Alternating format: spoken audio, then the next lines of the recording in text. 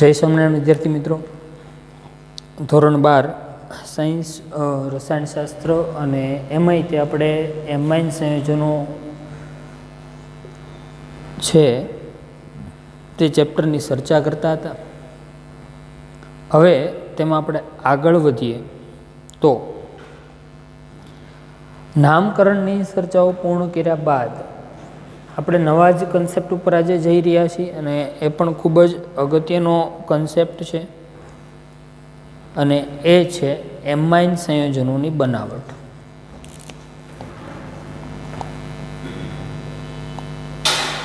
Amine સંયોજનોની બનાવટ. બરોબર, amine સંયોજનો કઈ રીતે પ્રાપ્ત કરવા, કઈ રીતે બનાવવા, બરોબર, એના માટે આપણા પાઠ્યપુસ્તકમાં આપણને જુદી જુદી ઘણી બધી પદ્ધતિઓ આપેલી છે. આ પદ્ધતિઓનો આપણે વિગતવાર અભ્યાસ કરતા જઈશું. તો સૌથી પહેલી પદ્ધતિ છે એ છે નાઇટ્રો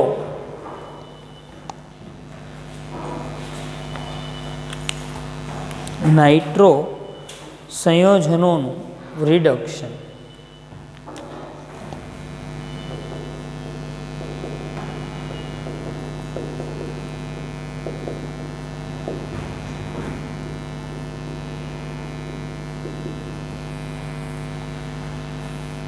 નાઇટ્રો સંયોજનોનું રિડક્શન કરીએ એટલે આપણને એમાઇન પ્રાપ્ત થાય. પણ સૌથી પહેલાં તો આપણને એ જ ખબર હોવી જોઈએ કે નાઇટ્રો સંયોજનો એટલે શું. તો કે ભાઈ NO2 ગ્રુપ જોડાયેલું હોય, NO2 ક્રિયાશીલ સમૂહ જોડાયેલો હોય તો તેને આપણે નાઇટ્રો સમૂહ કહીએ, નાઇટ્રો સંયોજનો કહીએ છીએ. બે પ્રકારના બને, બરોબર, નાઇટ્રો આલ્કેની બને, નાઇટ્રો એરાઇલ પણ બને. બેયની વાત કરીએ. ચલો અહીંયા જુઓ, જો નાઇટ્રો સાથે CH3 જોડાઈ જાય સમૂહ તો નામ શું થાય? તો કે નાઇટ્રો છે ને હેલોજનની જેમ નથી, પ્રત્યય ન લાગે, પૂર્વક લાગે, એટલે અહીંયા નામ થાય નાઇટ્રો મિથેન. મૂળ હાઇડ્રોકાર્બનનું નામ લખીએ, નાઇટ્રો મિથેન. ચલો આવી રીતે હોય તો CH3 CH2 NO2 હોય તો nitro ethane, CH3 CH2 CH2 NO2. ચલો કેટલા કાર્બન થયા? તો કે 3. બરોબર, એટલે શું થયું? 1 નાઇટ્રો પ્રોપેન, કારણ કે 2 કરતાં વધારે કાર્બન હોય તો 1 નાઇટ્રો પ્રોપેન. આવી જ રીતે જો બેન્ઝીન વલય સાથે નાઇટ્રો ગ્રુપ જોડાયેલું હોય, જો નાઇટ્રો યાદ રાખવાનું છે, પૂર્વક લાગે નામમાં, બરોબર. આની આ જ વસ્તુને સમજવા માટે પૂર્વકને પ્રત્યય હું એને સમજવા માટે જો અહીંયા એને બહુ સારી રીતે હું રજૂ કરું છું. CH3Cl અને CH3NO2 ક્લોરો મિથેન અને અહીંયા નાઇટ્રો મિથેન. તો ક્લોરો અને નાઇટ્રો નામની પહેલાં લાગે એટલે એ શું થયું? પૂર્વક થયું. શું થાય છે? પૂર્વક થાય છે. ઓકે, તો નાઇટ્રો સંયોજનો, આપણો મૂળ પ્રશ્ન શું છે? એમાઇન સંયોજનની બનાવટ. એની એમાઇન સંયોજન મારે બનાવવા હોય તો મારે એમાં પહેલી બનાવટ છે નાઇટ્રો સંયોજનોનું રિડક્શન. તો નાઇટ્રો સંયોજન ક્યારે બને? તો કે બેન્ઝીન વલય સાથે NO2 સમૂહ જોડાય તો નાઇટ્રો બેન્ઝીન થયું નામ અહીંયા, નાઇટ્રો બેન્ઝીન. તો નાઇટ્રો સંયોજનોની ઓળખ પહેલાં તો આપણી પાસે હોવી જોઈએ, બરોબર. અને એ જ કાર્બનિક રસાયણશાસ્ત્રમાં અગત્યનું એ જ કે તમારે શેમાંથી શું કરવાનું છે. હવે તમને એટલી ખબર પડી ગઈ, નાઇટ્રો સંયોજનો ઓળખી લીધા. ચાલો એનું શું કરવાનું છે? રિડક્શન. હવે રિડક્શન કરવું હોય, રિડક્શન એટલે શું? તો કે ભાઈ કાં તો ઓક્સિજન દૂર થાય અને હાઇડ્રોજન ઉમેરાય, આ પ્રક્રિયાને રિડક્શન પ્રક્રિયા કહેવાય. હવે આપણે કાર્બનિક રસાયણશાસ્ત્રમાં એક શીખી ગયા કે રિડક્શન માટે કોણ જોઈએ? તો કે રિડક્શન કરતા જોઈએ. રિડક્શન કરતા કોણ? તો આપણે આખું લાંબુ લિસ્ટ છે આપણી પાસે. Nickel, palladium, platinum, lithium borohydride, sodium borohydride, lithium aluminium hydride અને સોડિયમ બોરોહાઇડ્રાઇડ. ઓકે, તો આપણો કન્સેપ્ટ ક્લિયર થઈ ગયો હવે કે આપણે શું કરવાનું છે. તો કે ભાઈ નાઇટ્રો કમ્પાઉન્ડ છે, નાઇટ્રો સંયોજનો છે, એનું શું કરવાનું છે, રિડક્શન કરવાનું છે. તો હવે આપણું કામ ઇઝી થઈ ગયું. નાઇટ્રો સંયોજનોનું રિડક્શન કરવા માટે પાવડર સ્વરૂપમાં અથવા સૂક્ષ્મ વિભાજિત નિકલ, પેલેડિયમ અથવા પ્લેટિનમ ઉદ્દીપકની હાજરીમાં હાઇડ્રોજન વાયુ પસાર કરવાથી નાઇટ્રો સંયોજનો એમાઇન સંયોજનોમાં રિડક્શન પામે છે. બરોબર, બહુ જ ઇઝી. પાવડર કરેલ નિકલ, પેલેડિયમ અથવા પ્લેટિનમ ઉદ્દીપકની હાજરીમાં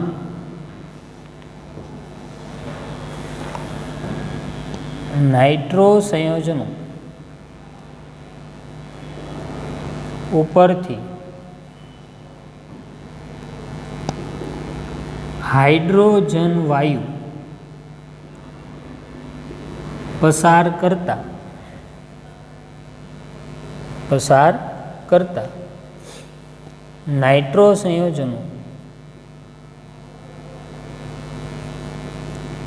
નું રિડક્શન થઈને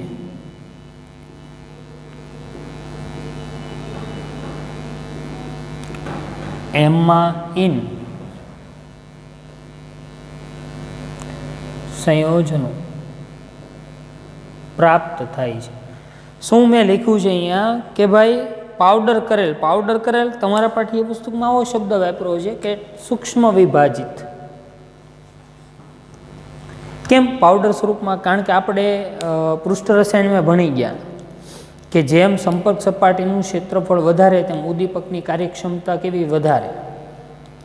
બરોબર, જેમ ક્ષેત્રફળ વધે તેમ તેની કાર્યક્ષમતામાં શું થાય? વધારો ઉદ્દીપકની. એટલા માટે ઉદ્દીપકને અહીંયા પાવડર સ્વરૂપમાં આપણે લઈશું. તો પાવડર સ્વરૂપમાં પાવડર કરેલ નિકલ, પેલેડિયમ, પ્લેટિનમ જેવા ઉદ્દીપકની હાજરીમાં આપણે નાઇટ્રો સંયોજનો ઉપરથી શું પસાર કરીએ છીએ? Hydrogen gas. બરોબર, એટલે આપણને આલ્કેન એમાઇન સંયોજનો છે, બરોબર, એ તે પ્રાપ્ત થાય છે. ઉદાહરણ તરીકે હું નાઇટ્રો સંયોજનનું એક્ઝામ્પલ લઉં.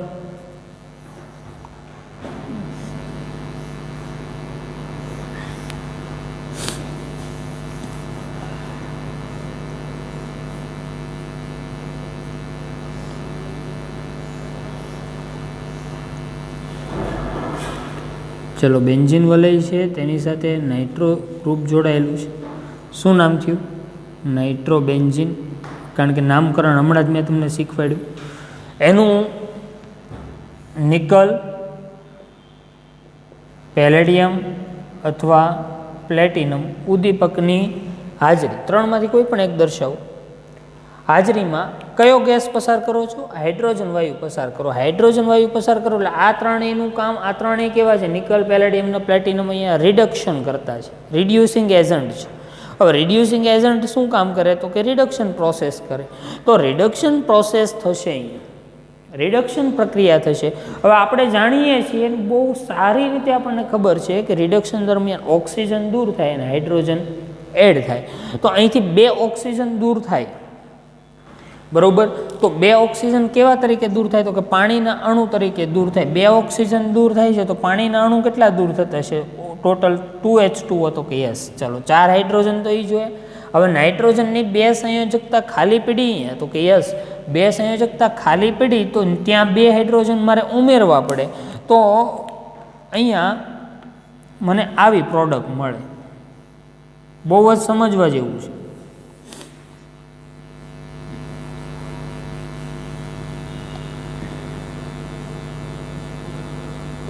ચલો, શું મળી ગયું મને? NH2. અહીંયા શું મળી ગયું? બેન્ઝીને માઇન. બેન્ઝીન વત્તા એમાઇન. તો બહુ જ સરળતાથી આપણે નાઇટ્રો સંયોજનને શેમાં ટ્રાન્સફર કરી નાખ્યા? એમાઇનમાં. પણ યાદ રાખો, અહીંયા હાઇડ્રોજન ઉમેરાણા. કેટલા હાઇડ્રોજન ટોટલ એડ થયા? તો કે 4 હાઇડ્રોજન પરમાણુ અહીંયા અને 2 હાઇડ્રોજન અહીંયા, એટલે ટોટલ કેટલા હાઇડ્રોજન પરમાણુ ઉમેરાણા? 6. અને આ 6 હાઇડ્રોજન પરમાણુ ઉમેરાણા એટલે આપણે આમ લખી શકીએ 6H. ઓકે, કારણ કે નિકલ, પેલેડિયમ અને પ્લેટિનમની સપાટી પર હાઇડ્રોજન અણુનું શેમાં રૂપાંતર થયું છે? પરમાણુમાં બંધ તૂટીને. એટલે 6 હાઇડ્રોજન પરમાણુ અહીંયા ઉમેરાય. તો યાદ રાખવાનું છે ખાસ અહીંયા, બરોબર, કે 1 મોલ નાઇટ્રોબેન્ઝીન નું રિડક્શન કરીએ ત્યારે 1 મોલ બેન્ઝીનેમાઇન મળે. યાદ રાખવાનું છે ખાસ અગત્યની બાબત. 1 મોલ તો અહીંયા કેટલું મળે છે? 1 મોલ. અને વોટરના કેટલા મોલ મળે છે? તો કે 2. અને H2O ના કેટલા પરમાણુ વપરાય છે? ટોટલ 6. એટલે 6 પરમાણુ એટલે આપણે 3 મોલ લઈ શકીએ, કારણ કે H2 એટલે 3H2 એટલે 6 પરમાણુ છે.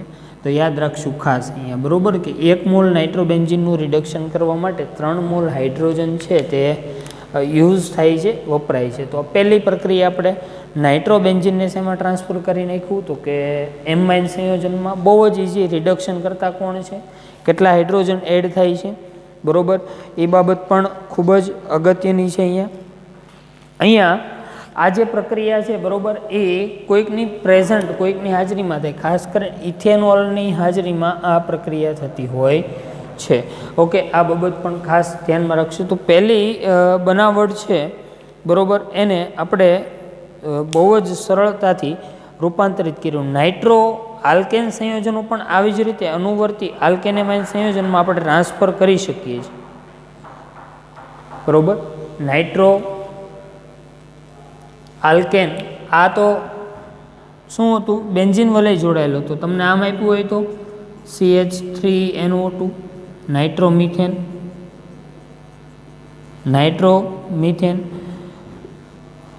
Nickel, palladium, platinum. Okay, ethanol present છે, તો કે યસ. ચલો, શું થશે? તો કે હાઇડ્રોજન એડ થશે એટલે 2 ઓક્સિજન કેવા સ્વરૂપે દૂર થયા? પાણીના 2 અણુ સ્વરૂપે દૂર થયા. 2 હાઇડ્રોજન નાઇટ્રોજનની સંયોજકતા ખાલી પડે ત્યાં ઉમેરાણા એટલે શું થયું? તો કે CH3NH2. શું નામ થઈ ગયું? મિથેનેમાઇન. સામાન્ય નામ મિથાઇલ એમાઇન. ચલો, કેટલા હાઇડ્રોજન ટોટલ એડ થયા? કેટલા પરમાણુ એડ થયા? તો કે 6 હાઇડ્રોજન પરમાણુ છે અહીંયા એડ થતા હોય છે, ઉમેરાય છે. કારણ કે 4 ઓલરેડી કોની સાથે જોડાશે? પાણીના અણુ સાથે. પાણીના અણુ બનાવવા વપરાશે. 2 નાઇટ્રોજનની સંયોજકતા પૂર્ણ કરવામાં. તો પહેલી બનાવટ આપણે પૂર્ણ કરી. ચલો, હવે આ જે પ્રક્રિયકો આના જ રહી, પણ પ્રક્રિયા પરિસ્થિતિ આપણે બદલીએ, બરોબર. પ્રક્રિયા પરિસ્થિતિમાં આપણે શું ચેન્જ લાવીએ? તો કે ભાઈ એસિડિક માધ્યમ, જો અહીંયા તો આ ઉદ્દીપકો હતા. એસિડિક માધ્યમમાં ધાતુ સાથે પ્રક્રિયા કરવાથી પણ નાઇટ્રો સંયોજનોનો એમાઇન સંયોજનોમાં શું થાય છે? રિડક્શન પ્રક્રિયા થાય છે.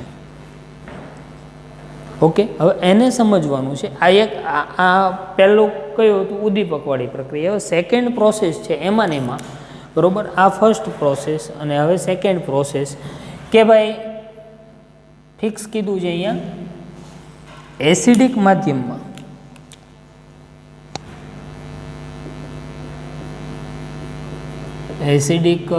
માધ્યમમાં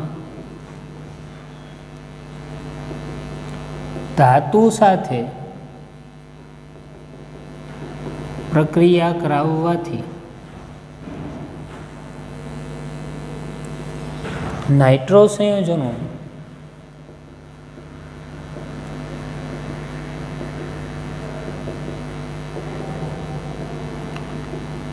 એમાઇન સંયોજનોમાં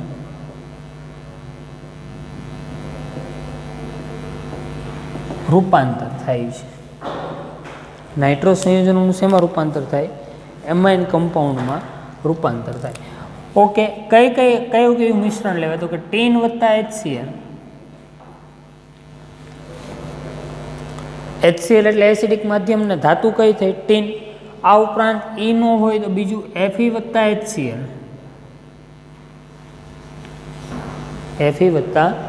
HCl. ઓકે, એ શું કામ કરે? તો કે રિડક્શનનું કાર્ય કરે. કઈ રીતે? અહીંયા જુઓ, આ નાઇટ્રોબેન્ઝીન તો કે યસ.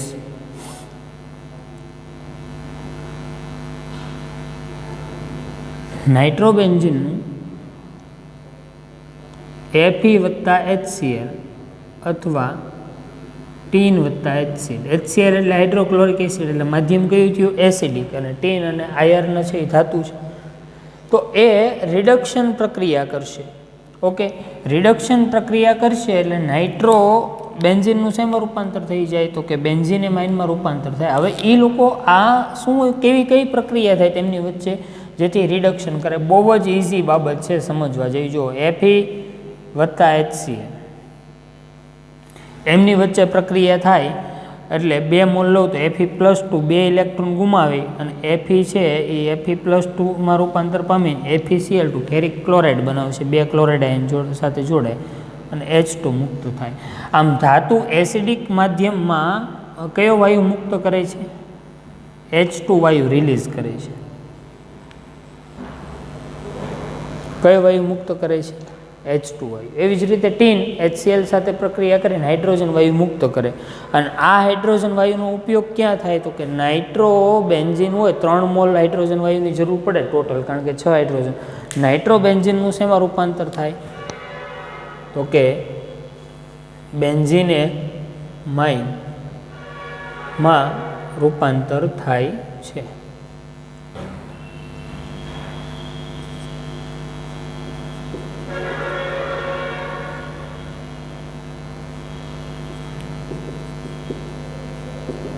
બેન્ઝીન એમાઇન વત્તા 2H2. કઈ રીતે? તો હવે તમને ખબર પડી કે અહીંયા ધાતુ અને એસિડ વચ્ચે પ્રક્રિયા થઈને કયો વાયુ મુક્ત થાય? હાઇડ્રોજનને. એ હાઇડ્રોજન વાયુ નાઇટ્રો સંયોજનનું શું કરે? રિડક્શન. ઓકે, એટલે એસિડિક માધ્યમની અંદર આ પ્રક્રિયા થાય છે. ઓકે, અને બીજો ફાયદો એ કે આ પ્રક્રિયામાં લોખંડ છે ને, નકામું લોખંડ, લોખંડનો ભંગાર આપણે કહી શકીએ. લોખંડનો ભંગાર એ તમે લઈ શકો. બરોબર, લોખંડના ભંગાર એસિડિક માધ્યમમાં શેમાં રૂપાંતર પામે? FeCl2. હવે FeCl2નું જળ વિભાજન કરો ને તમે, બરોબર, તો એ ફરીથી HCl હાઇડ્રોક્લોરિક એસિડ, કારણ કે પાણીનું અણુ આવે એટલે પાણીના અણુનું હાઇડ્રોજન ક્લોરિન સાથે જોડાઈને HCl બનાવી નાખશે.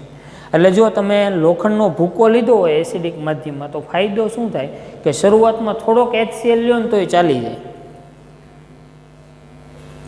શરૂઆતમાં થોડોક HCl લ્યો તો ચાલે, પછી તો એ જળ વિભાજન પામીને HCl સતત ઉત્પન્ન થતો જ રહેવાનો છે. એટલે આ પ્રક્રિયા માટે લોખંડનો ભૂકો છે, બરાબર, એ આપણા માટે ખૂબ જ સારું એવું કાર્ય કરશે. એટલે આ રિડક્શન પ્રક્રિયામાં મોટાભાગે લોખંડનો સ્ક્રેપ એટલે કે લોખંડનો ભંગાર છે એનો એસિડિક માધ્યમમાં આપણે ઉપયોગ કરતા હોઈએ છીએ. બરાબર ને? પાઠ્યપુસ્તકની અંદર પણ એનું વ્યવસ્થિત રીતે આપણને આપેલું છે. એટલે બે પ્રક્રિયાઓ આપણા માટે ખૂબ જ અગત્યની છે. બે રિડક્શન પ્રક્રિયા છે. જો બંને પ્રક્રિયા રિડક્શન, પહેલી પ્રક્રિયા અને બીજી. પહેલી પ્રક્રિયામાં રિડક્શન કરતાં નિકલ, પેલેડિયમ અને કોણ હતું? પ્લેટિનમ હતું. બીજી પ્રક્રિયાની અંદર છે અહીંયા ખાસ કે ધાતુ એસિડિક માધ્યમમાં કયો વાયુ મુક્ત કરે? તો કે ભાઈ હાઇડ્રોજન વાયુ. આ હાઇડ્રોજન વાયુ છે એ રિડક્શન પ્રક્રિયાનું કાર્ય કરે છે. ઓકે, તો આ હતી આપણી નાઇટ્રો સંયોજનોની માંથી એમાઇન સંયોજનોની બનાવટ. ને એક જ રીત, કઈ રીત? તો કે રિડક્શન. રિડક્શન બે રીતે થાય, એસિડિક માધ્યમમાં ધાતુ અને બીજું રિડક્શન કરતા. ઓકે, ચલો હવે આપણે એમાઇન કમ્પાઉન્ડ છે એની બીજી બનાવટો છે તેની વાત કરવા જઈ રહ્યા છીએ. અને એમાઇન કમ્પાઉન્ડની બીજી બનાવટમાં ખાસ બનાવટ છે આપણા માટે, એની આપણે ચર્ચાઓ કરીશું. ચલો, સ્પેશિયલ બનાવટ, અને એ છે નાઇટ્રાઇલ સંયોજનોનું રિડક્શન. નાઇટ્રાઇલ સંયોજનોનું રિડક્શન. નાઇટ્રાઇલ સંયોજનોનું રિડક્શન. હવે નાઇટ્રાઇલ સંયોજનો તમારા માટે એકદમ નવી બાબત છે. તમે નાઇટ્રાઇલ સંયોજનો વિશે આમ આપણે નામકરણ કરી ચૂકેલા છીએ ધોરણ 11માં, પણ અત્યારે આપણા માટે થોડુંક નવું છે. બરોબર, નાઇટ્રાઇલ સંયોજનો છે એનું નામકરણમાં પહેલાં તો નાઇટ્રાઇલ સંયોજનો કોને કહેવાય અહીંયા જોઈશું. આપણે આમ લખીએ ને તો તરત તમે ઓળખી જાઓ, CN.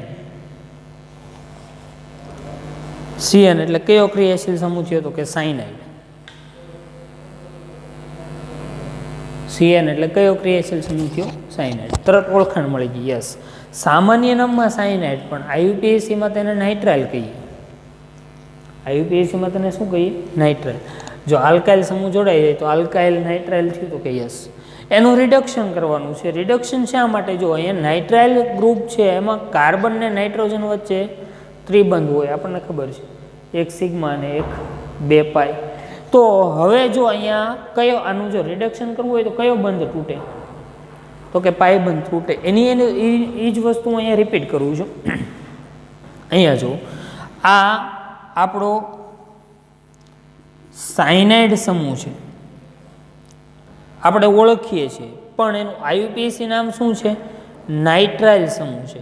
તો R લખો તો શું થયું? નાઇટ્રાઇલ થયું તો કે યસ, નાઇટ્રાઇલ સંયોજનો થયા. હવે આની ખાસિયત શું છે? તો કાર્બન ને નાઇટ્રોજન વચ્ચે કેટલા બંધ છે? તો કે 3 બંધ છે. તો જ કાર્બનની 4 સંયોજકતા પૂરી થાય, નાઇટ્રોજનની 3. હવે આનું જો હું રિડક્શન કરવું હોય મારે તો શું કરવું પડે ભાઈ? તો રિડક્શન કરવું હોય તો હાઇડ્રોજન ઉમેરે તો 2H2 ઉમેરું, બરોબર? તો આ 2 બંધ તૂટે એટલે કાર્બનની 2 સંયોજકતા ખાલી પડે. 2 સંયોજકતા, પાઈ બંધ તૂટ્યો ને, સિગ્મા બંધ રહ્યા, 2 પાઈ બંધ તૂટી ગયા. કાર્બનની 2 સંયોજકતા ખાલી પડી, 2 સંયોજકતા નાઇટ્રોજનની, એટલે મને શું મળી ગયું? RCH2NH2. લો, બહુ અઘરું છે જ નહીં. પણ આપણે નાઇટ્રાઇલ સંયોજનો એટલે ખબર આપણને હોવી જોઈએ, બરોબર? કે નાઇટ્રાઇલ સંયોજનો છે એ કયા છે? તો કે નાઇટ્રાઇલ સંયોજનોનું કોના વડે રિડક્શન કરવાનું છે? ખાસ આપણને કીધું છે કે ભાઈ લિથિયમ એલ્યુમિનિયમ હાઇડ્રાઇડ અથવા ઉદ્દીપક આપણે નિકલ પેલેડિયમ લઈ શકીએ, એની હાજરીમાં હાઇડ્રોજનીકરણ દ્વારા રિડક્શન પામી અને પ્રાથમિક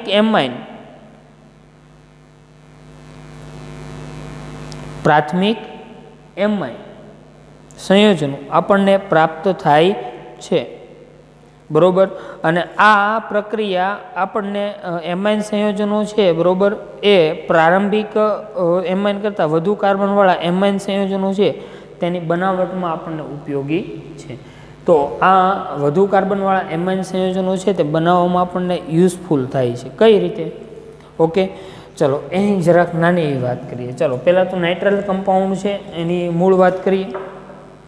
તો નાઇટ્રાઇલ સંયોજનોનું રિડક્શન 2 રીતે કરી શકો તમે. કઈ? તો કે લિથિયમ એલ્યુમિનિયમ હાઇડ્રાઇડ અને બીજું આપણને કીધું છે કે નિકલ ઉદ્દીપકની હાજરીમાં આપણે રિડક્શન પ્રોસેસ કરીએ. ઓકે, ચલો RCN. અહીંયા કાર્બન અને નાઇટ્રોજન વચ્ચે કેટલા બંધ છે? 3, બરોબર? ચલો હાઇડ્રોજનીકરણ કરીએ છીએ નિકલ ઉદ્દીપકની હાજરીમાં. હાઇડ્રોજનીકરણ એટલે હાઇડ્રોજન ઉમેરાય, બરોબર? કેટલા મોલ હાઇડ્રોજન હું એડ કરીશ? અહીંયા 2 મોલ, 2 મોલ. કારણ કે મને ખબર છે કાર્બન અને ઓક્સિજન વચ્ચેના 2 પાઈ બંધ તૂટશે એટલે શું પ્રાપ્ત થશે? 2 સંયોજકતા કાર્બનની ખાલી પડી, 2 નાઇટ્રોજનની, એટલે શું થયું? તો કે RCH2NH2. અહીંયા શું હતું? નાઇટ્રાઇલ સંયોજનો.